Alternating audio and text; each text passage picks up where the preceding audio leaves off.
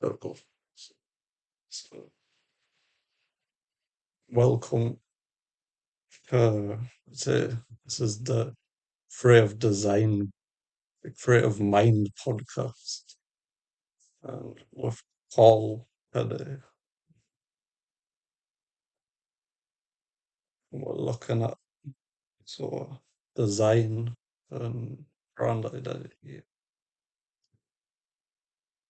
So first question is, how did you get into brand identity design? I think for me, it was just something that happened organically, like naturally. It's cliche to say, but everyone says it. But ever since I could pick up a pencil, a pen, I've been drawn, I've been creative. But in terms of what I wanted to do when I was older, that passion, brand identity was never in the back of my mind. I didn't even know something like that existed. I didn't know how logos and brands were created. But like I say, I've always been a creative. I left school with pretty poor qualifications. I mean, I did really good in art, but apart from that, total flop. I did an apprenticeship as soon as I left school in something that was the closest thing as possible to being a creative, which was being a screen printer, and that was printing T-shirts. So I did that for, I'd say, I was put on an apprenticeship for 2 weeks, and then after that, I was put on placement straight away at an actual printers that did, they did T-shirts, they did shop signage, vehicle graphics, like loads and loads of stuff. And it was then when it opened the doors to like actual graphic design and building logos for people, building identities, watching it go from a simple logo to like a full vehicle graphics, a full vehicle wrap, full building signage. And it was then when my actual love for logos happened. That was the stuff that I really enjoyed doing. And that would be the stuff that I would only want to do, like working there. I wasn't interested in the other things. So I tried my best to get every kind of logo job there. And if I wasn't getting satisfied there, I would then, come home and do stuff on the night. And I remember there was this contest website called 99 Designs, and it'd be all like sort of design jobs, but there'd be a tab that said like logo design and brand identity, and clients could go on there. They could put a brief on there, and then basically what would happen is you and however many other designers, there could be you and 20 other designers, would all compete on that brief on like a logo, a couple of logos, and then what the client would do would basically just pick out the best one and say, and there's some money for doing it. And I was lucky enough to win a few like early on, which kind of got me thinking like I could probably make a living out of this, or make some money out of it at least. Um, so that's when I started thinking seriously about, potentially doing my own thing, my own business. Um, so I spent, I still worked at the printers, but on the night times, at the weekends, I would be sort of building up my own portfolio, doing my own thing that interested me, working, practicing. Um, and after about 14, 15 years working full time, I just gave it up because I was at the point where I was making more money doing the thing that I loved on the night at the weekends than I was working full time at this printers. Um, so that's how I got into it. That's how I got into brand identity design. Um, and with each day and each project, it just sort of just grows and grows and grows. I'm like I mentioned to you at the beginning. You know, brand strategy. That's something that is probably the next step for me to add into my process and sort of level up. But for right now, I'm just loving everything like that I do. Loving the freedom I can get um, with just brand identity design. I think that's probably the best part is having freedom to Mm, do things. that's it. Because I sort of said on previous one, I started in art and then slowly progressed in sort of brand Hmm. identity design because it has sort of a meaning behind it and an Hmm. explanation for each part of the design. Yeah, yeah. I mean that comes that all comes down to like just being interested in it. Having that passion and excitement behind it. Like it's fair enough. It's okay showing just like a logo or just like design, but being able to um, describe it and give your reasoning for each decision you've made on the design.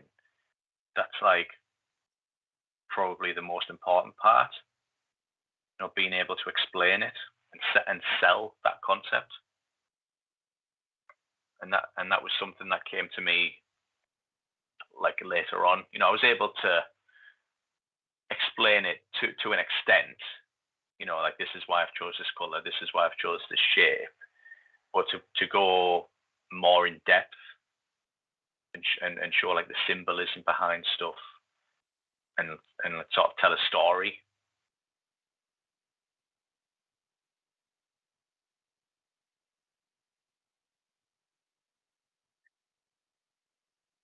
Where do you find inspiration when you're working on a branding project?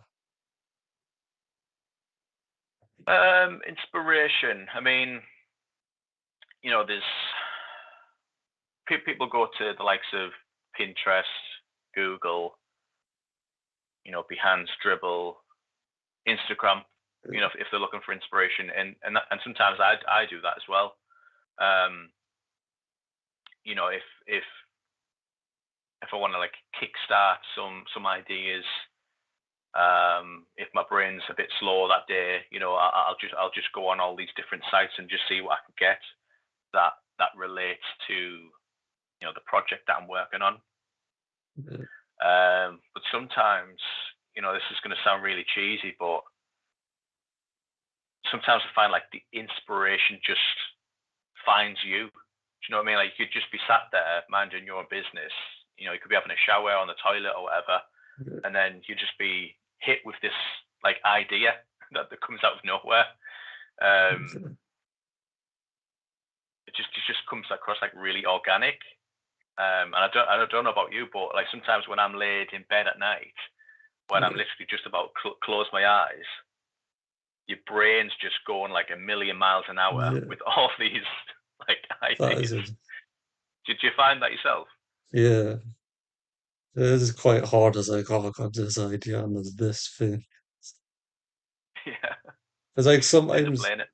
you're dreaming and you have the exit. It's like some once I had the exact concept of what I was looking to Yeah, do for something. I was like this, yeah, that's gonna look like this, and that's yeah. And then when you wake up in the morning, you just can't remember it at all.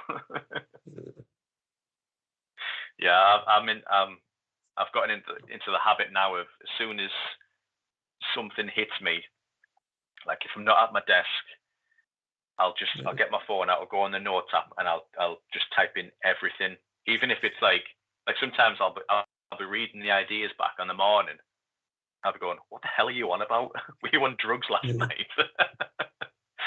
Some of the ideas are just like, come on now. But it's worth writing everything down because there could yeah, be some golden nuggets in there, and thankfully for me, some have been golden. yeah, But yeah, worth writing it down. Otherwise, you're going to forget in the morning. So, yeah, um, but inspiration as well can come from the actual. If I'm working with a client and it's more of a collaborative yeah, um, relationship, it can come from them. Just through conversation, it could just yeah, spark something that takes you down this road. Um, there's also, like I say, there's websites out there, but there's one in particular that I've just come across.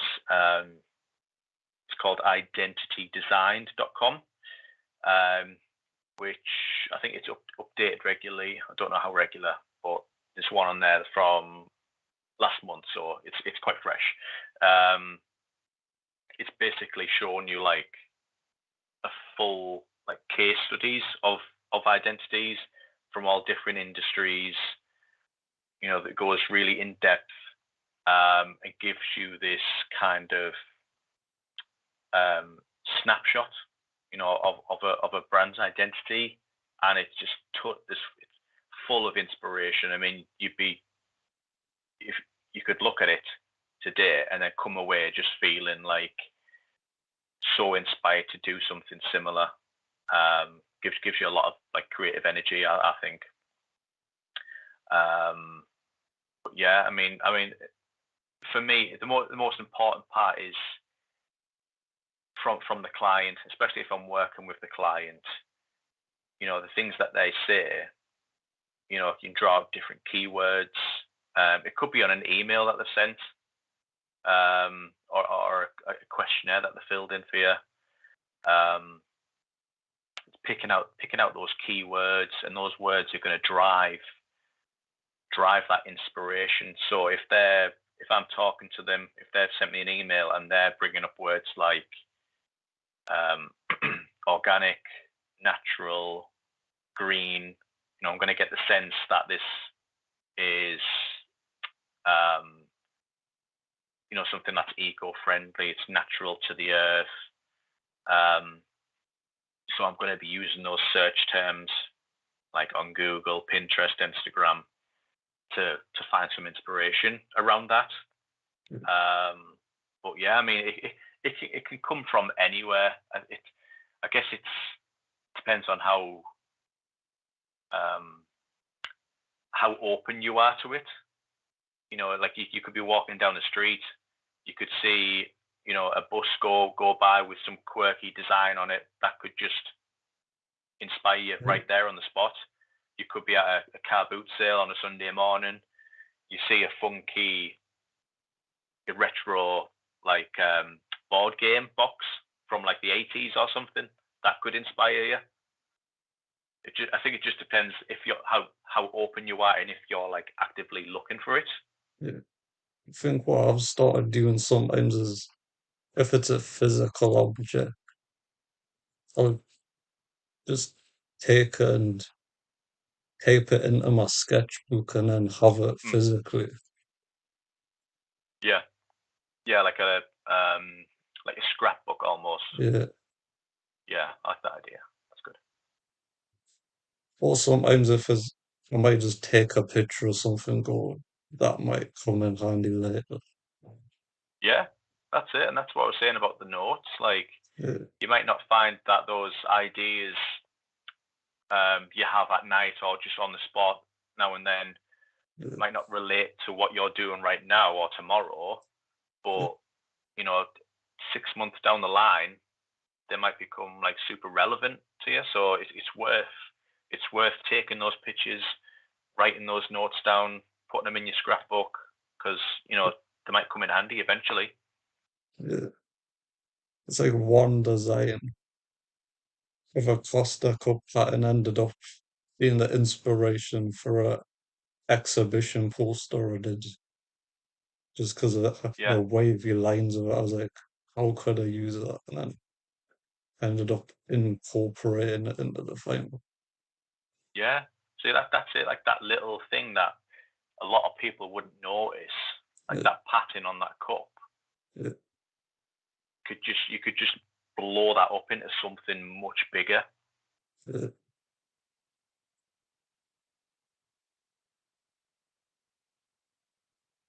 So, what is your favorite part of the design process?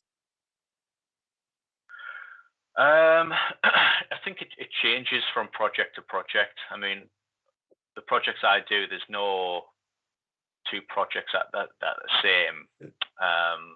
Because you work with different people and different industries. So, sometimes it depends on the project. Like if it's really fun and I'm able to be super creative, and I've got that freedom, it's the sketching part. Allowing me to have that extra freedom with sketching. I'm not tied down to a desk staring at a screen. I can just be completely free to doodle. That's something that I've always loved doing, even as a kid. Just doodling. That's been my passion right from the beginning. Um, but sometimes it can be the actual visualization of it, like the actual concept coming to life through mock-ups. So you're actually seeing this physical idea um, in its finished state, and sometimes that can be quite satisfying to see.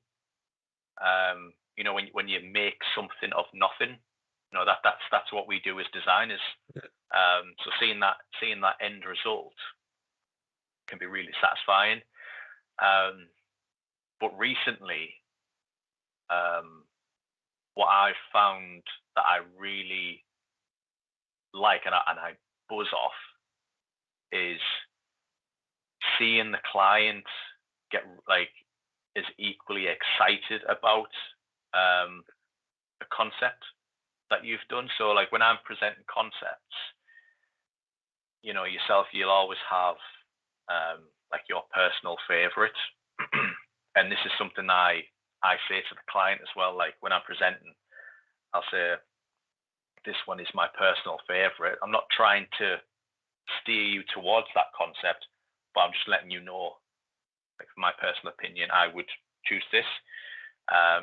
But seeing them get equally excited over that same concept and buzz about it,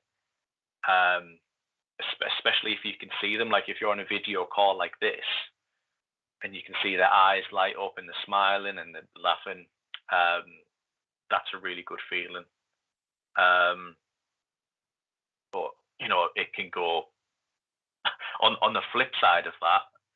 If you're presenting to them your favorite concept and they don't like it, they hate it, that can be soul destroying, that can be heartbreaking. So it can be hard to recover from that. But yeah, I think mainly now, it could change. It changes from project to project, to be honest. But right now, I'm loving um, the equal passion I get from the clients, and I think it's because it's that collaborative um, relationship as well. Um, because obviously they're invested in it. It's their brand, it's their baby. And then I'm coming in and I'm equally, not equally, but like I'm on the same sort of level, but for different reasons. Um, it's because it's something I really enjoy doing style wise. I think it'll look great in the portfolio. I think the brand's really cool. I would buy from this brand personally. You just get so invested in it. So seeing the client mirror that energy, have the same excitement about a concept is yeah, currently my favorite thing. Yeah.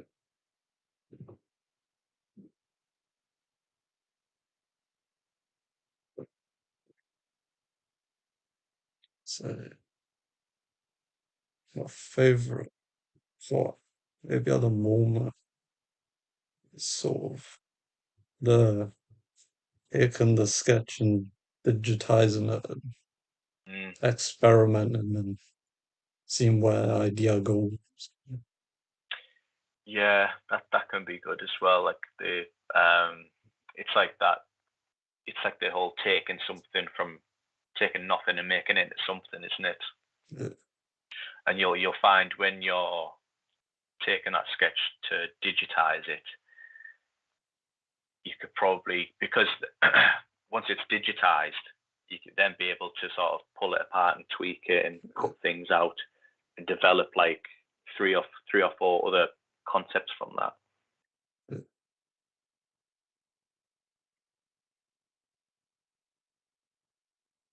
So what are your thoughts on AI and the rise of sort of mid-journey and image generators? Um, tough one, I think, because I know it gets, especially in our industry, Yeah, um, and like the creative industry, I would say, like writers, actual artists, like digital yeah, artists. I think those have been hit the most yeah, because if we think of Mid Journey, the type of style that they have been producing, that digital art, yeah, that's something that people have been doing like for a living. So I think they've been hit yeah, the most. Um, I didn't like it to begin with. Um, I thought it would just be a passing phase, a bit like um, a bit. What was that? NFTs, a bit like yeah, NFTs. I thought it'd just be like a passing phase like that, but it's sticking around. We've yeah, got you've got Adobe there who have just updated their entire yeah, software to include all this technology. Um, Loads of other companies are adapting to it. I've personally started using Chat GPT a lot, mainly to um, just kickstart some ideas, like I do with yeah, the inspiration part. But I think it's gonna stick around for a long time, and I think as yeah, creatives we've just got to adapt to it. It's not going to go anywhere. yeah, Um, I think the question is it going to take our jobs? yeah, I think it will if you let it, if you allow it to. Um, I think we've just got to try and find a way to use it to, make our processes a bit better. yeah. Um, improve the way we work, speed up our processes. Um, I think in terms of the image generators, you know, I can't think of a way that would help me personally as a designer. Maybe to conjure up some sort of concept, I but think one way that I found it could be useful for when I've used it for a mm, power project was sort of making tailored mock-ups first. specific idea. Right. Yeah, I've seen people do that. Yeah, make it more like personal to that actual project. Yeah, Yeah, yeah, I've seen that happen. yeah, Um, but I think for me, there's a place for yeah, AI. There's a future. People will make yeah, money off it. But there's still going to be a place for us well, not traditional, but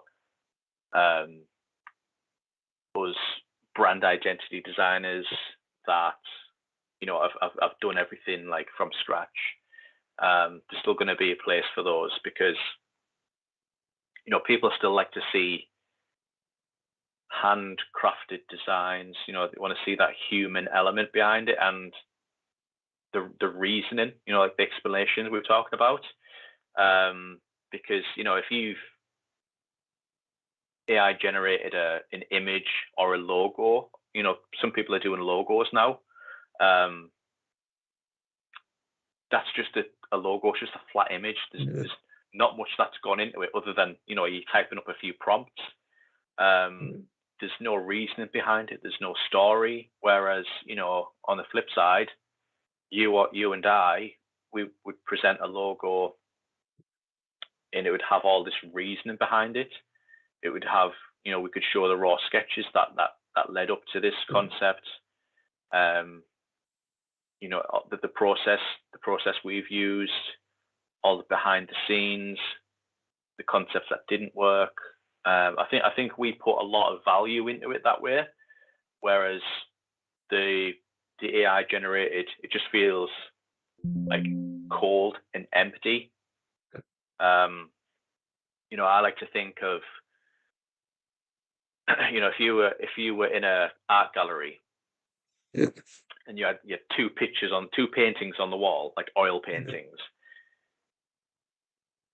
One had it just had like the picture and just like the name underneath. yeah, The other had the name, the story behind it, the techniques used, how much time went into it, why it was made, the tools that were yeah, involved.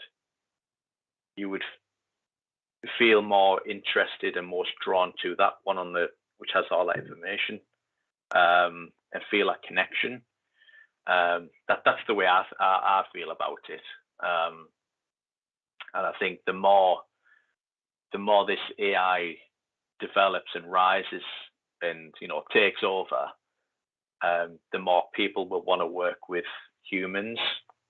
yeah, I like to think of it that way, and it gives me comfort at least. But yeah, I think for now, pretty safe. And like I say, it's only going to take your job if you allow it to. yeah, You just got to roll with it and just play the game. yeah, Like I say, just see how you can use it to benefit yourself. yeah.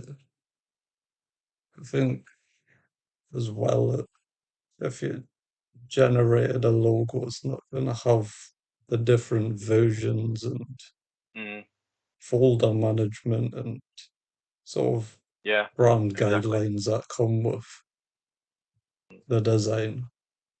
Yeah, and that's what I'm saying. Like there is a place for it. If you were building a brand, you had zero budget. Yeah, You could go onto these logo sites. You could go on Chat GPT and say, generate me a brand name. yeah, Take that over to Midjourney. Generate me a logo using this name, using this colors, and you've got a logo. But it's not going to get you yeah, very far. no, Um, but it's a start for some people, and fair enough. You know, yeah, people are welcome to do that. yeah. But yeah.